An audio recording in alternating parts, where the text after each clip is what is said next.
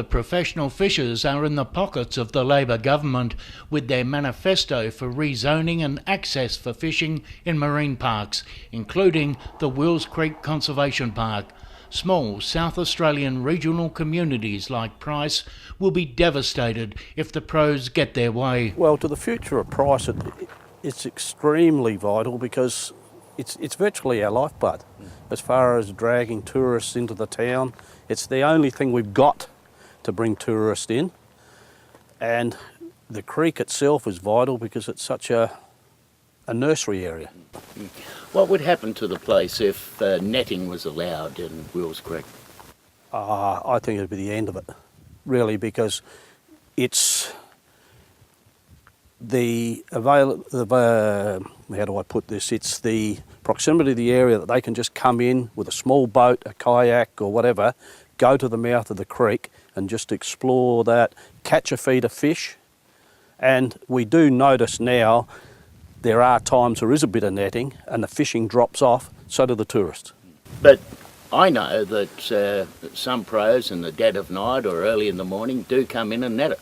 It definitely does happen. We get reports from fishermen that are out there all the time about it. There has been some fishermen prosecuted over it, so it definitely happens.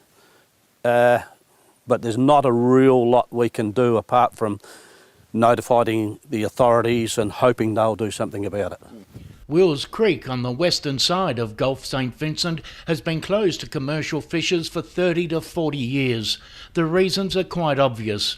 The area has been the subject for conservation for many years, and a number of scientific reports have been prepared on its fragile relationship between its ecosystems, fish and bird life.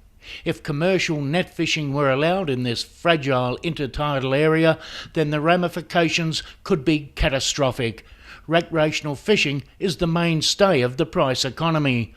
The town relies on visiting fishers. If net fishing were allowed in Wills Creek, it would be fished out within weeks, just to sate the greedy pockets of those just across the water. Oh, well, when I look at that, you can come down here any time on a weekend and you will see people that travel from Renmark and Waikerie and all up there for a feed of crabs down here.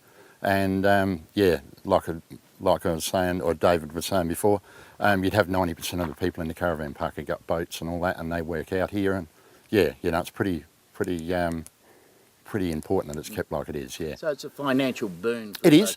Yes, it's a financial boom. Yeah, they all come in and quite often they'll go to the hotel, they'll get a meal, and yeah, it does well for the park. And because those people in the park, they put money back into the progress. So yeah, no, it's very important. Yeah. And if netting was allowed, say at the mouth of Wills Creek, what do you think would happen? Oh, it would have to. You'd pretty much eliminate everything. I've seen it happen before. I've made reports of it happening, and yeah, it would. You've got all your older stock here that breed. It is a nursery area.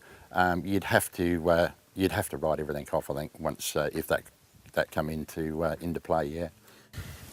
What would the local community do? Would it be upset by it? Oh, they would. Yeah, they'd be devastated by it. Yeah, yeah. Like I said, they come out here in a small boat and like to get to the end of the creek and not go too far out to get their feed of fish. If you had to push out further to try and do that, it would become a danger to a lot of people. And there's so much kayak activity here now. That's all happened in the last 2 or 3 years. You know, those people enjoy it. It can be a little bit windy, rough. They can get out the end of the creek and get a feed of fish. You know, it would take that away. People would be devastated.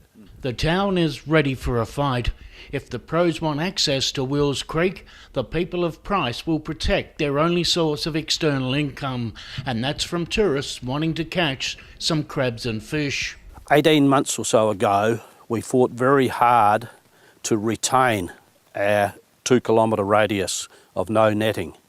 The professionals needed it to sustain their livelihood, they claimed. It was 4 kilometres of coastline. They desperately needed it.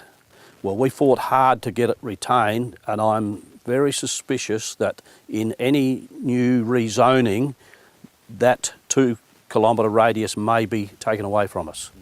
And